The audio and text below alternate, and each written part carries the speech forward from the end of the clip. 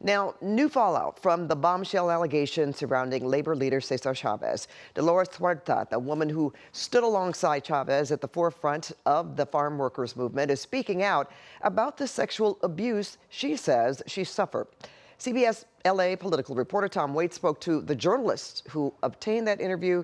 He has more on Huerta's revelations and so much more, Tom. It is such an emotional story and such a powerful one. It was really hard to get through it at times, just because you think about her strength, right? Yeah. So it's a story of selflessness and sacrifice. And she spoke first, Huerta, with the Latino USA news organization and radio program about holding on to this dark secret for more than 60 years, never revealing it because she worried the truth could hurt the farm workers movement. For decades, Dolores Huerta, an iconic civil rights leader, kept a secret. Sexual abuse she suffered at the hands of the man who co-led their movement, Cesar Chavez. This is Huerta speaking with CBS Mornings in 2024 about the beginning of her journey with Chavez. You make the bold choice to move your family to Delano to help Cesar start the United Farm Workers Union. Huerta, at 96, is now sharing her truth after a bombshell New York Times investigation revealed Chavez sexually abused women and girls as young as 12 and raped Huerta twice. Huerta spoke first with Latino USA about why she stayed silent. I didn't want to disclose this to anybody because I just didn't want to hurt the work that we were doing for farm workers. It's still very hard to process, I think, not only for myself, but for everybody that knew and respected Cesar, to know that he had that dark side of him. Huerta says the sexual assaults happened twice, in 1960 and 1966.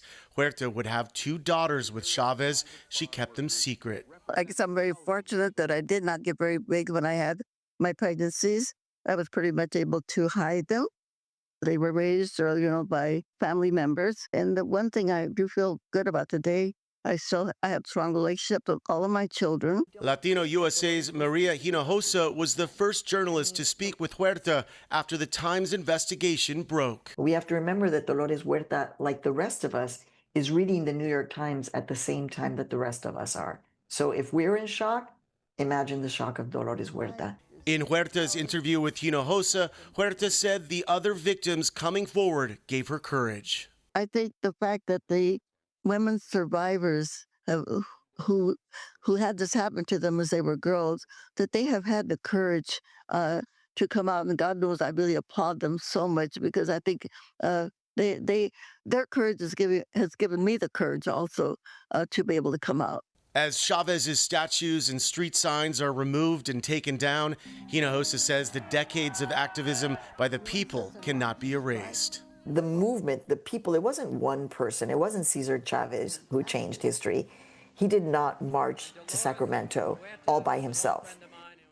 Huerta also told Latino USA that some people are attacking Huerta for speaking out, which is another big reason why Huerta held on to this secret for so many years. Pat? All right, thank you so much for that reporting, Tom. And today we saw Chavez's statue being hauled away in the city of San Fernando. Crews covered a mural which honored Chavez's life. Both moves were controversial. At one point, people removed wrapping from both locations. Many cities in Southern California are moving quickly to erase Chavez's name.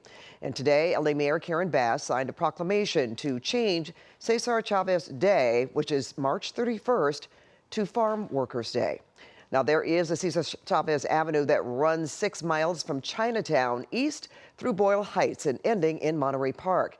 Tonight, we are in the community, hearing from people who live and work along that street about whether or not they think the name should change. And that's coming up on CBS LA.